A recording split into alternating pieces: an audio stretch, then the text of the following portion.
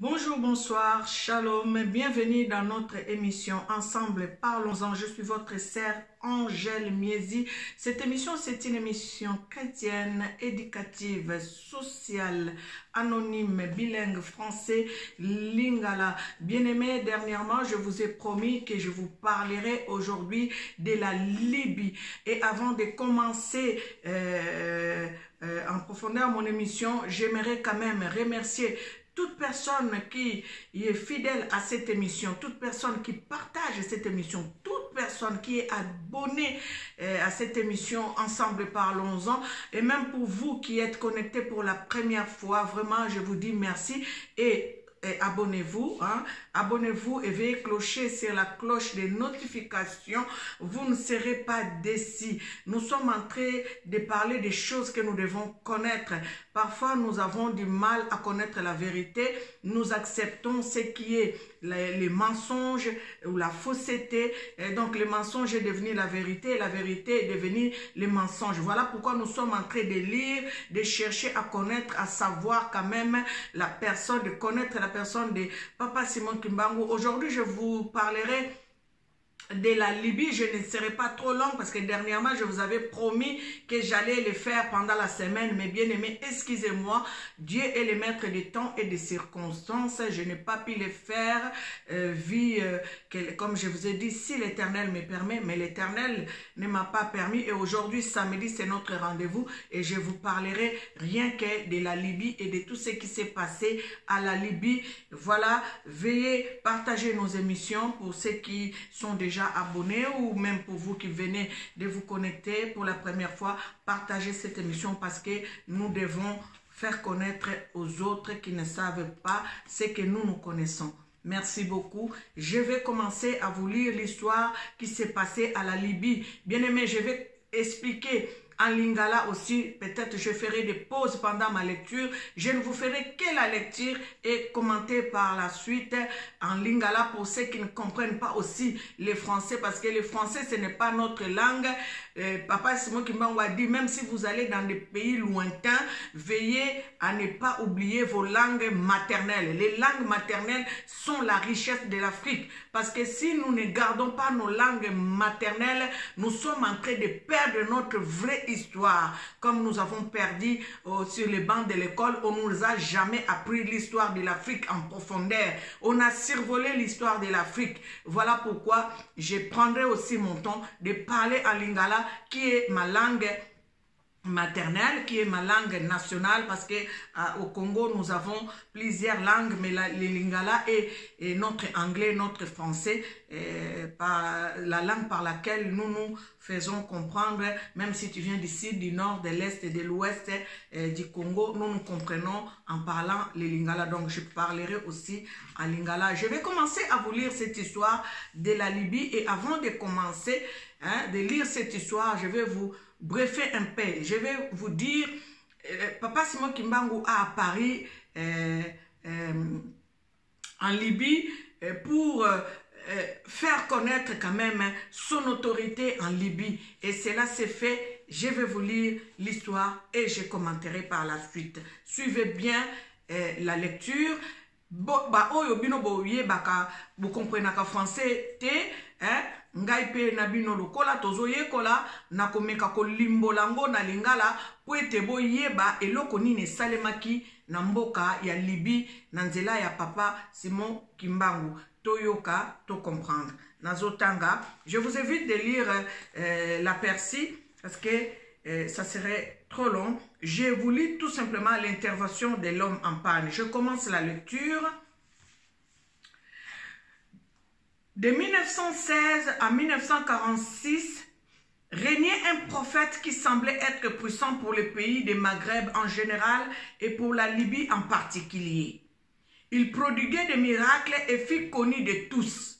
Mohamed Idriss fut baptisé émir et chef spirituel dans la colonie cyrénaïque située autour de la cité de Cyrène, fief des Noirs libyens.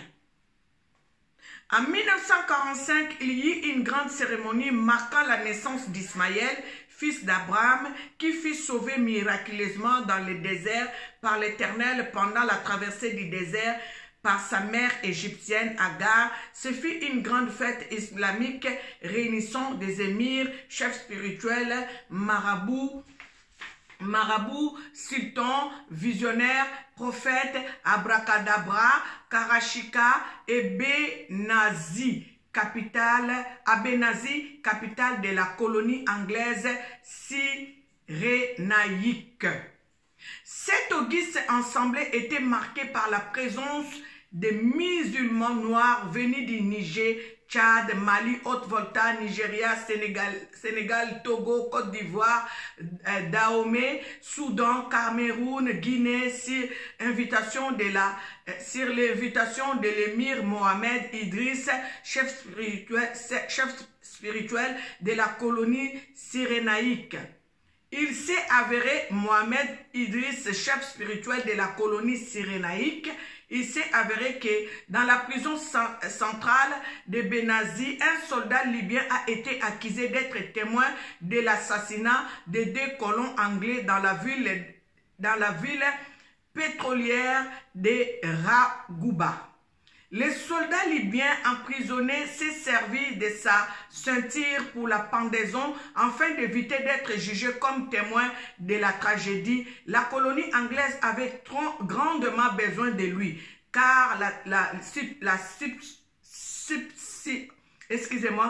suspicion pesait lourde à la charge de la colonie française qui gérait la colonie du fait que le corps des victimes portait des traces de projectiles, de balles tirées d'un fusil suspecté de la fabrication française. C'est ainsi, dans l'espoir de récupérer la vie du soldat libyen pendu qui a vécu l'événement, les Anglais amenèrent son corps en pleine cérémonie pour solliciter, si possible, la grâce de résurrection, tant spirituelle que magique. Ce fut juste à 14 h, le problème fut exposé devant le gouverneur provincial de la colonie et d'autres autorités de marque qui avaient répondu à l'invitation du protocole d'État par les capitales de l'armée britannique. Au vu du corps étendu sur les brancards portés par les membres du Croissant Rouge, les festivités furent arrêtées momentanément et tout mouvement alors que les cocktails pour les invités d'honneur étaient prévus à 15 h. Après un silence d'environ 10 minutes, 2 marabouts maliens et sénégalais sont descendus sur le terrain.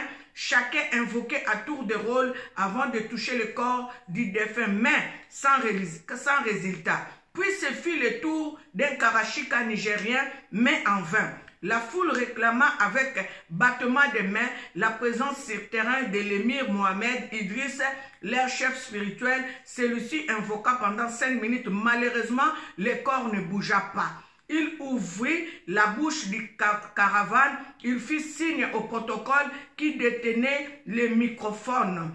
Il annonça à la foule au moyen des microphones que le corps était déjà quasi décomposé. Or, la tradition musulmane ne permet jamais de garder tout ce qui est décomposé. La dépouille mortelle doit faire l'objet d'une purification afin d'aider ce transfert d'une autre dimension. Le corps est inhumé le corps est inhumé au plus tard 24 heures suivant le décès. Les constats des morts étant exacts selon eux. Il y eut des applaudissements. Le corps resta sur le centre du terrain des stades de football qui a servi de cadre à cet auguste ensemble. Les Anglais, sans plus d'espoir, feront signe au capitaine d'enlever le corps. Ces derniers intima l'ordre aux 4 membres du Croissant Rouge de soulever les brancards. Au premier pas des secouristes, tout le monde au stade a entendu crier un homme d'une voix forte. « Hé !» Mais personne n'a pu situer où est l'homme qui a crié, ni la provenance de la voix, sauf celle les capitaines britanniques qui se trouvaient au centre du terrain et à côté du corps, qui a tourné sa face et fixé son regard vers la personne qui a lancé les cris. Le capitaine continua à regarder au bas de la tribune du stade comme quelqu'un voit sortir les joueurs provenant de vestiaire. Tout le monde braqua les yeux vers l'officier anglais pour savoir qui est-ce qui regardait en direction de vestiaire. Après une minute passée, c'est l'apparition d'un homme en tenue de pagne, mais différent de la tenue des chefs coutumiers des Africains. Géant de taille au teint sombre avec une démarche autoritaire. Il se dirigea vers le centre du terrain où se trouvaient les corps décomposés. Tout le stade fut pris d'un silence de cimetière. Curieusement, une autre forte voix retentit à la tribune d'honneur, puisque la voix qu'avait poussé homme en pagne avant de faire son apparition. Cette voix dira « Kimbango !»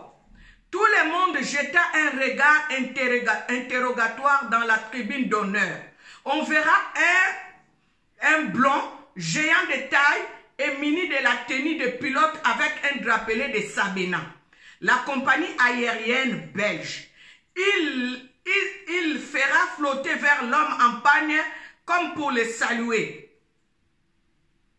De son côté, ce dernier souleva sa main droite pour réciproquer la salutation au pilote belge. Devant les cadavres, l'homme en panne commença de trembler de tout son corps et ses épaules étaient très secouées. Il souleva son bras droit et tendit sa main au-dessus du cadavre sans le toucher. Le cadavre commença à bouger, puis s'était en position assise sur le brancard. Il fit signe aux soldats ressuscités de se tenir debout et de marcher. Il se tint debout et marcha en titubant. Le capitaine anglais voulait l'aider pour maintenir l'équilibre, mais l'homme en pagne lui a interdit. Finalement, le soldat libyen reprit la vie et marcha convenablement sous les applaudissements de l'ensemble. Aussitôt, l'homme en pagne rentra à pas pressé vers le vestiaire, à telle enseigne qu'il fut difficile de les rattraper. En observant son attitude, il semblait ne pas vouloir être appréhendé par qui que ce soit. Heureusement que le pilote belge était déjà descendu bien avant. Il savait que Kimbango reprendra le même chemin pour le retour et l'attendait à l'entrée du passage qui mène au vestiaire. Le pilote belge se met à genoux devant l'homme en pagne et tout le monde l'observait.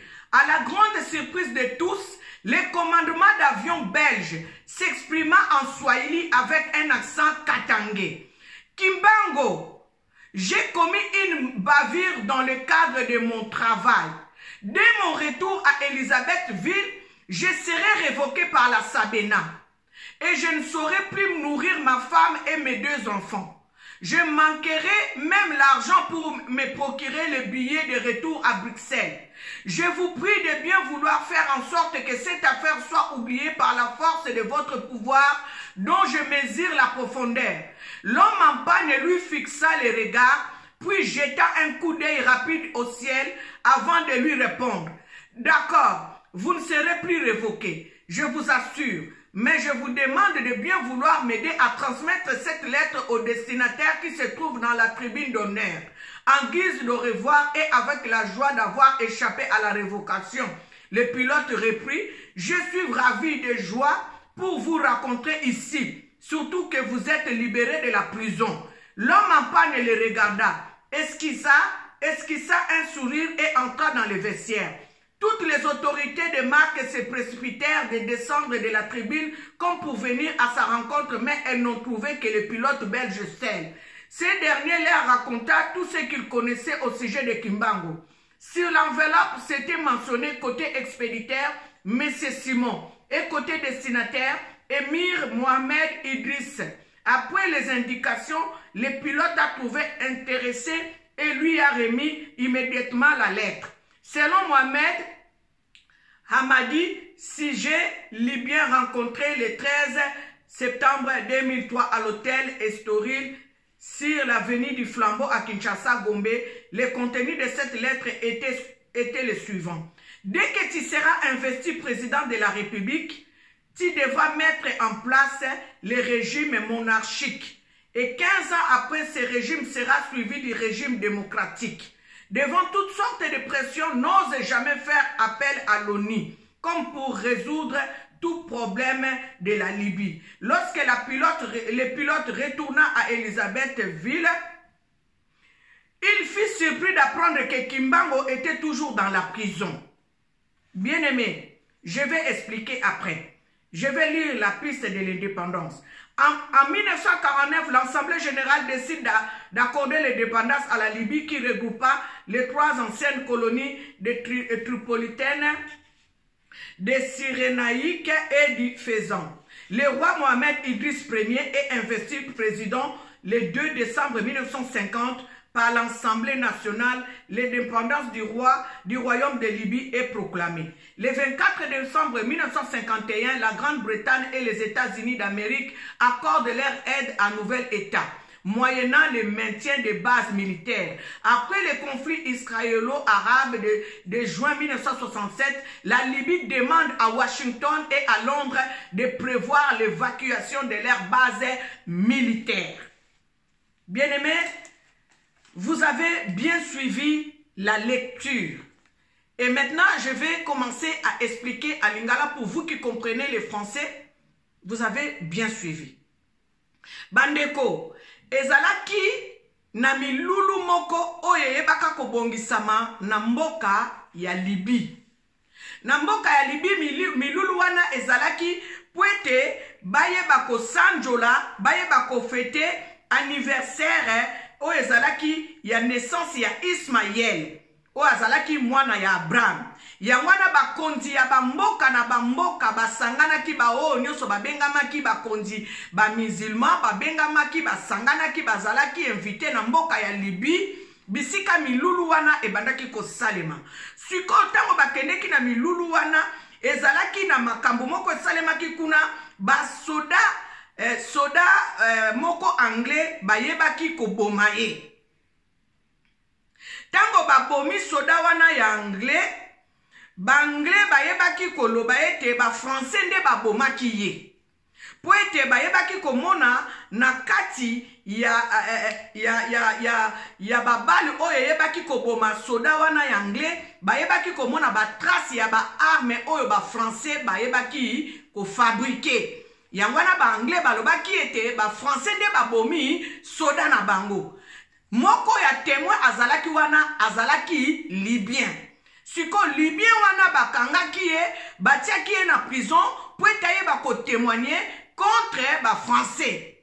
Nde libyen wana tango batie na prison, ayebaki komi djembika na ceinture na ye na kati ya prison, ami djembikaki. Tango ami djembiki, ba anglais balobi témoin na biso. Oya liboso oya yebaki ayokoki kolimbolela biso ndenge nini mutu na biso akufi ezande oyo ayebi kokufa.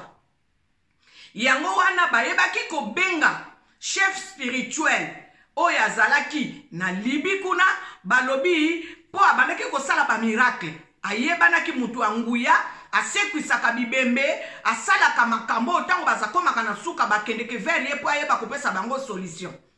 Bayebi kobelela ba marabu ba karashika babelelaki ba chef spirituel nyonso ya bamboka na bamboka ya ba Nigeria ya ba Mali ya ba Senegal poete badla musa moto wana wazalaki témoin ya crime o ba français basalaki pona ba anglais. Donc ba anglais sikoyo ba memaki ebembe wana na stade. Batiaki yango na centre ya stade bazo bayebisi ba marabu bayaki basekwisa ebembe wana. Ba marabu ba meki kosekwisa bakokaki te, ba karashika bayaki basekwisa bakokaki te. Ye moko chef spirituel oya mboka ya Libye ayaki po ye engeki ko ratete. Tango ya ye po asekwisa pe akoki te. Nde tango balingi ko bali ta chef spirituel wana lobi biso ba musulman nzoto esalaka 24 heures il faut kokende kokunda yango lokola nzoto oyo e community impure il faut ba purifier yango apesi mitindo et puis alobaki ke moye basala lisusu ezali te. Donc soda anglais mokonzi oyo anglais kolo wana apesaki mitindo sikoyo bazwa corps wana baévacue yango, qu'on évacue le corps pour ke bakende kokunda yango.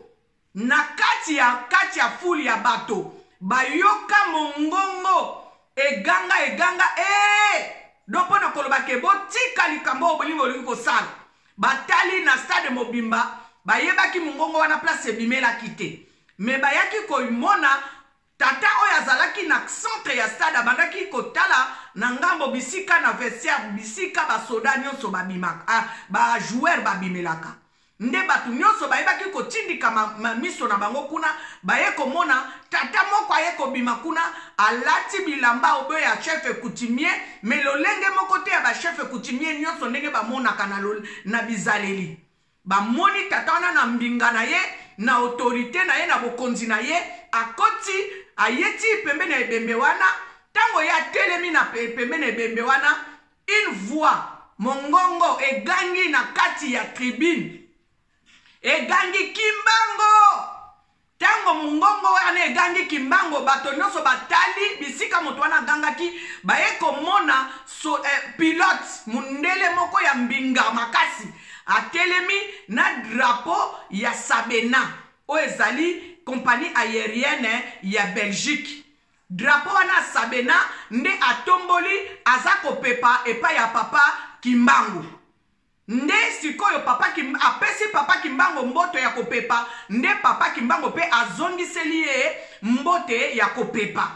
Tango papa Kimbango asali musala na ye atie obe loboko asimbi kutu korango te, atie kaka loboko boye nzoto ebandi kotelema ebandi kovanda etelemi etitibe. Tango elingi kotitibe anglais wana lingi asimba nzoto wana, Kimbango alobi na ye kosimba nzoto wana te. Nde tango tata wana oyo akufaki ya ye kozwa nzoto makasi atamboli, tata Kimbango sikoyo azwi sikoyo nzela abanda kozonga na kokima mbangu koloba ete bato bayeba ngai te basosola ngai te, abandi kokende na nzela vestiaire bisika ya abimelaki. Tango ye abandi kokita na nzela vestiaire, pilote wana ya Sabena ayebaki ke papa Kimbango akozwa nzela wana oyo akotelaki, nde ayebi kokende na bisika wana po ayeba kokutana na papa Simon Kimbango, nde afukamaki. Fukami alobi na ye boye, papa Simon Kimbango ngai ndenge na ye boye nasi na perdre déjà musala na ngai parce que na sali likambo oyo esalemaka te. Donc ça veut dire que neti na désister na poste na ngai na ye awa boye, na komi awa boye na désister na poste na ngai. Tango nga na kozonga na yebi eloko kokomela ngai te. Donc na yebi kutu te soki ba revoke ngai lolenge nini nga na kozonga Belgique parce que naza na ticket te, na yebi ndenga kolesa mwasi na nga na bana na ngai te. Tata Simon Kimbangu atomboli makoma miso likolo pe atali ye alobi na ye okozala revoke te. Me loko moko na kosenga yo zwa mokanda oyo kende kopesa yango Mohamed Idriss oyo. Mohamed Idriss oyo azalaki moto atombwamaki na mboka ya Libye. Alobi zwa mokanda oyo kende kopesa ye.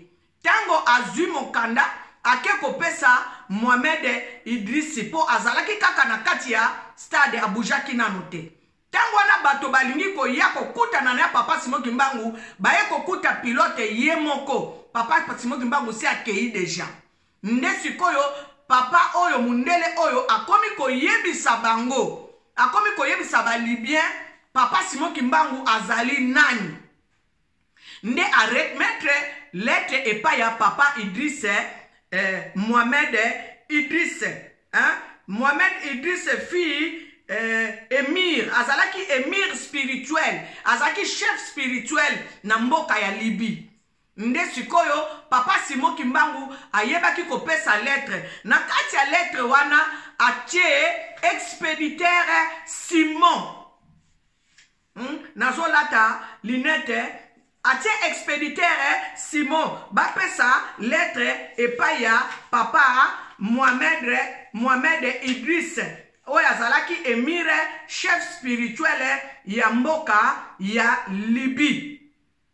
Tango wana pilote oyo apesi mukanda, bien-aimé aye ko se retrouver na Elisabethville na Lubumbashi bisika oye ayaki kokuta lisusu Papa Simon Kimbangu parce que asengaki Papa Simon Kimbangu pardon alobi na ye limbisa ngai tango yo ozalaki na prison na Lubumbashi en tout cas limbisa ngai na mabe nyonso nasalaki nazana kosepela makasi ndenge obimi na kati ya prison po ye ayebaki kaka ke Papa Simon Kimbangu azalaki na prison maye kokutana na ye na Libye donc Papa Simon Kimbangu amemaki ye neti na molimo na mboka ya Libye po ete alakisa ye azali nani. Donc, papa Oyo, chef pilote Oyo, aye ko senga Papa Simon Kimbangu, pardon, alobi pe na ye, alobi en tout cas, na sepeli makasi komona yo awa, ndenge pe batiki yo na ba libere yo de prison, na sepeli makasi. Papa Kimbangu atali ye, na koseka ya kolobete, naza na prison, mais naza pe awa. Donc aseki na koseka lolengo wana pona kolobane ke naza na prison nanu na bimite mais na se retrouver pe awa. Bien aimé tango pilote wana azonga Elizabeth ville ake kokuta kaka Papa Simon Kimbangu na kati ya prison. Est-ce que bozo comprendre makambo yo? Yangwana lelo na kozala penza molai mingi te. Na lingina loba kaka ndenge nini Papa Simon Kimbangu abandaki ko se retrouver azana kati ya prison mako se retrouver na Ndolo ako se retrouver na Boma ako se retrouver na Ndolo na Kinshasa évidemment ako se retrouver partout ako se retrouver na ba prison balbita ngazaki na Lubumbashi ville a se retrouver na 4 endroits na 4 prisons na secteur wana kaka ya Katanga a se retrouver na 4 prisons boko koki ko limbolango ndenge nini. Yangwana biso batu mwindu bandeko to fongola mayele to zala penza to fongola mayele na biso fongwama to zala na kati ya ba recherche bomoni Papa Diangenda ba taxa ye mingi de magicien boyebi te pourquoi bokiltise babandaki ko taxer Papa Diangenda de magicien. Papa Diangenda azaki taxer de magicien po biso to pusana te to lbeka koyeba te Kimbangiste eza ndenge nini Papa Kimbangu azalaki nani. Bien aimé, histoire ya Papa Kimbangu bakokaki même kotangisa kango na classe tango za tozaki bana mike parce que ça ko faire partie ya indépendance na biso ya Congo. Mais balakisa biso ya ngote, batangisa ya biso ya ngote et même beaucoup de Congolais ne connaissent même pas qui est Papa Simon Kimbangu. Bayebi église kimbangiste mais bayebaka te qui est Papa Simon Kimbangu. Bato mwindu ba bombela biso histoire na biso, totanga même pas histoire na biso. Ba survola histoire na biso, c'est comme si tango biso to botama kinde histoire na biso e bandi. Or histoire na biso ezali. Awa ba juif bazolo ba na biso ke Ada azala mutu mwindu, Eva azala mutu mwindu. Siko yo histoire na yo mutu mwindu eza wapi, eza nini e bandela wapi? Donc, mutu mwindu lokola biso tozaka kaka na retard, mindele sikoyo bakomi kotangisa biso lisusu histoire na biso, bakomi koluka kososolisa biso histoire na biso. Dernièrement bato baza na stati na nga, baza na numéro na nga, natiaki passage moko ya juif aza ko expliquer batu mwindu, azoloba na biso batu mwindu, alobi mutu mwindu esengeli ami yeba juif azolo banabiso mutu mwindu esengeli omiyeba. Ngana combat spirituel bate ya ngai balobi nanga tango yo ye ou te église songolo prochainement nazako banda koyebisa bino mission mamo langi azwa pona biso batu mwindu. Boyebi bataxa Papa Diangenda de magicien, peut-être to poussana te, peut-être to comprendre te qui est Papa Simon Kimbangu, qu'est-ce qu'il est pour nous. Yangwana moni to sali to zana moi retard. Bataxa de magicien, peut-être to poussana te. Na koyebisa bino prochainement mission mamo langi azwa pona ko libération na combat spirituel ya batu mwindu. Pe ya bikolo nyonso oyo bandimi Yesu. Pa Yesu o balakisa biso pa mindele. Yesu oyo azali koko na biso. Maman Langi a été taxée aussi de magicienne. Pourquoi? Parce que balingite, bisika vérité zali, batu balingite, ba congolais balingite, ba ko poussana te. Parce que ceux qui bo poussani, ba yebi que ceux qui bo poussani, mayele na bino ko fongwama, boko zwa renouvellement d'intelligence, boko banda komi luka, boko banda komi yeba, moye bo kangolama, boko kangolama, ceux qui bo mi yebi boko kangolama. Pour être Bible lobi, vous connaîtrez la vérité et la vérité vous affranchira. Mais ceux qui vérité wana ezaka caché, toyebi yangote, moyen to zwabo somi ya solo ezali pasi et kozala matata et sengeli na biso toyeba to découvrir. Papa Simon Kimbangu azalaki nani azanani. Avant de clôturer émission Oyo, lokola congolais, bon moni même na émission na biso, ce qui to tie émission titre ya malamu oya vérité oya sengeli batuba yeba, tala congolais atala kate, congolais alingi oye la ye mensonge, ozwina nou titre ya mensonge o tie na nini na titre émission na yo, o tie na nou lokuta, tango yo tie lokuta, nde congolais koya kotala aza attiré. Ezaba sekel o mindele ba tikeli biso. Tango ba yeli biso lo kuta toza attiré. Moto ayeli yo vérité okondimate okoloba yango te. Eza lokola papa Kimbangu ayela biso vérité to boaka yango. Eza lokola maman Langi aloba na biso likambo combat spirituel to boaka yango to taxa bango de ba magicien. To taxa de papa Diangenda magicien. Bandeko bo comprendre. Biti ya diable eza bongo na Congo. Moto ya ye na vérité bakolinga ete avant na clôturer mission na kopesa bino kaka ndakisa. Boyebi pourquoi Mobutu abandaki kobanga papa Diangenda. Mobutu ayaki kobanga papa Diangenda po papa Diangenda ayebaki komema Mobutu contre mi na misala na ye. Tango bazalaki na intérieur papa Diangenda babandaki ko fréquenter restaurant moko ya mwa bato bazalaki mwa na esika na société. Mobutu pe abandaki konde na restaurant wana. Ba Belge pe babandaki kokende na restaurant wana.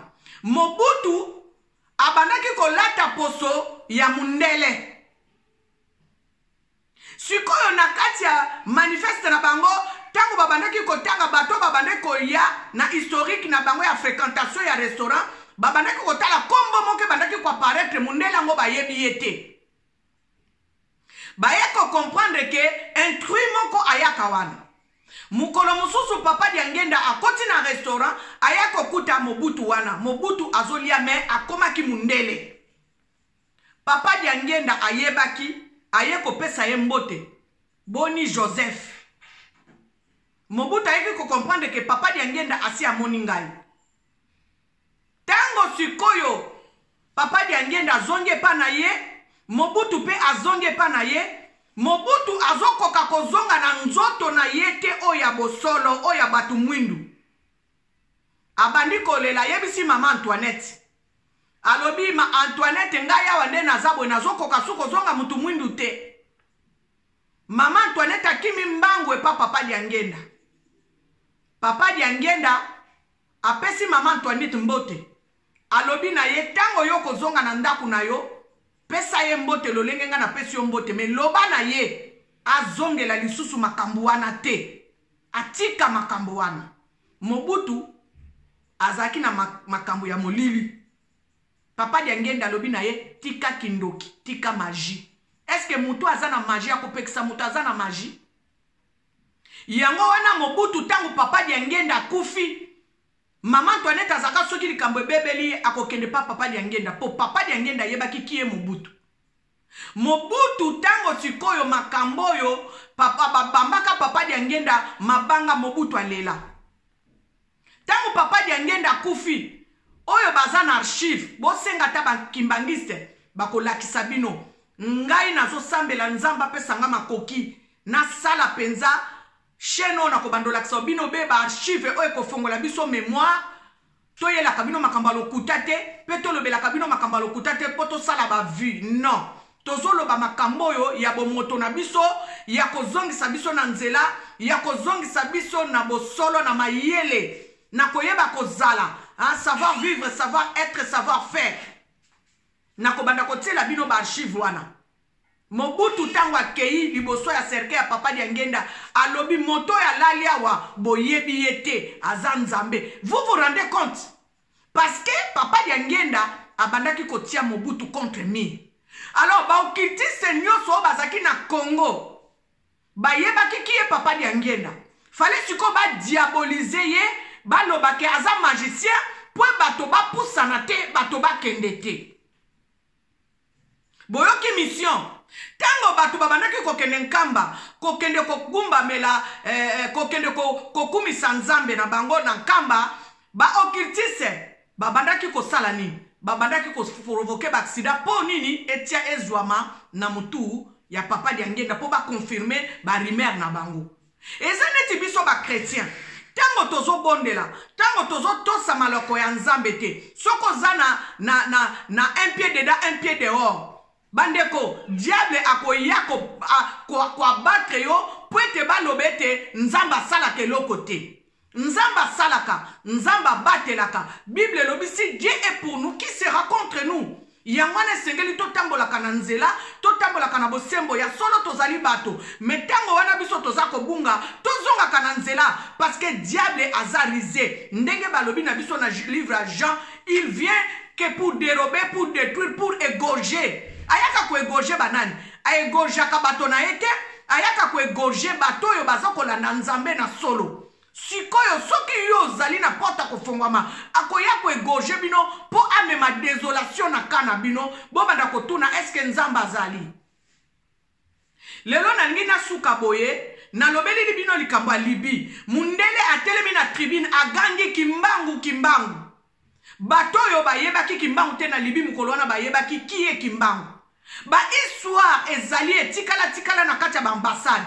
Moto ya beteli écrivain o lisolo aza libyen abetela ki lisolo na kati ya mboka Kinshasa na hôtel na grand un hôtel reconnu na kati ya Kinshasa nde aye ko betela ye lisolo oyo. Bandeko to sala attention to yeba to comprendre to juger te moto mususu mona kotia na commentaire n'importe quoi mais n'importe quoi cherche à connaître, lis-toi ce que tu sais et viens nous dire.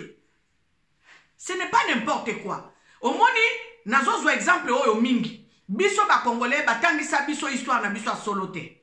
Batou africains, nous les Africains, nous ne connaissons pas notre histoire. On nous a amené une contrefaçon d'histoire. Nous ne connaissons pas la vraie histoire de l'Afrique. Et voilà, c'est à nous de savoir, c'est à nous de connaître, c'est à nous d'aller chercher. Donc aujourd'hui, bien-aimés, je vais m'arrêter par ici. Je vais continuer à développer mon sujet concernant notre Afrique et concernant notre mentalité. Nous devons nous connaître. Ce n'est pas aux Blancs de venir nous faire comprendre que Africains, cherchez-vous, cherchez à comprendre. Les Juifs eux-mêmes, ils savent qu'ils viennent de là-bas. En hébreu, il y a le Kikongo. Pour vous dire que la première langue, quand on parle de la première langue du monde, c'est le Kikongo, les gens sont en train de bouder. Pourquoi vous boudez? Et ça, bon, bah, juif, bah, zoye, sabinango. Nakatia hébreu Kikongo ezali. Boko explique mon neni. Ceux qui batouana ba oute pas na bisote. Dans hébreu, il y a le Kikongo. Tout de Babel tango yaki mutuna mutakomi koloba munoko na ye tango ba panzani nde mutuna mutake munoko na yake ime langi ya liboso balobi eza Kikongo to sala ba recherche to yeba. En tout cas lelo na yebi kosuka awa, c'était votre émission Ensemble parlons-en. Connaissons la vérité, cherchons à connaître, lisons bien aimé. Atama na Bible, makambu mususu ezali totanga ka Bible ya solo mutayi a maîtriser Bible na mozindo na Genèse jusqu'à Apocalypse azate. Mettons ka koyeba to comprendre histoire na biso, tozana histoire. Ba yiba biso identité et sengeli yo oyeba ko récupérer identité na yo ya solo mutu mwindu mi yeba mi luka. Pourquoi Nzambe a sopela yo bomwengo? Pourquoi il y a tant de recherches dans ton pays congolais? Tu dois te connaître, tu dois demander au Seigneur, pourquoi tu ne profites pas des richesses que Dieu a mis dans ton pays? Pourquoi tu ne profites pas? C'est parce que tu ne te connais pas. Et ça, le loso qui nzamba fongoli maningisa lola a comme ici Congo wana paradis. Il y a solo visiblement, physiquement. mutu moko tako ya ko reconnaître bon nzambe na ye na kati ya Congo yangwana omoni eza ya ko kangama tibo ko reconnaître jusqu'à ce que nous aurons la maturité spirituelle parce que lelo soki ba fongoleli bino ba pesi bino bokolo banani asali nalandi témoignage moko boye papa Kimbangu ayebaki ko pesa famille moko na Kisangani bozui na passage na ye ya Kisangani apesa ki bango zamba tango apesi bango zamba batuana bayebaki ko trouver ba diamant na kati ya zamba Kimbangu ayebaki ko pesa bango ba instruction alobi soki bozui boyeba ko sala musala nzambe bosala botonga musala na ngai batuana babosa na babala bala basi 10 basi 12 basi 7 bango nyonso ndenge tozo baboye libota mobimbe sila ekufa na landi témoignage wana esalinga nzoto malili mwasi ya mama Kisangani ya uti Kisangani azo témoigner yango na mboka nkamba bien aimé toluka toyeba to sosola nzambe lelo soka pesio okosala nango nini est-ce que koyeba eza nzambe ndugu ta pesio okoyeba kotatola nani nda pesio bozwi wana yango bomoni Kongo so souffrir makambo na zolo babandeko esala bino pasite eyokela bino kanda te mais eluka ko mema bino na koluka koyeba pourquoi Kongo so souffrir Congo zo souffrir eza pona tina na lobby soupe na répéter na zo kwa simango Congo zo souffrir parce que toyebi ko reconnaître papa Simon Kimbangu te nzamba yeba ko pambola bino kombo na Yesu eba kozwa lokumu na kombo tata mwana nzambe molimo mosantu na lobi na bino na lingi bino na kombo ya tata mwana na repete susu nzambe molimo mosantu tango tolobaka nzambe ya mpungu tulendo ezali nzambe ya mpungu te obino bokansaka mpungu ya bakisi te mpungu na Kikongo elakisi le tout puissant donc le tout puissant que le tout puissant Dieu créateur des cieux et la terre puisse vous bénir abondamment.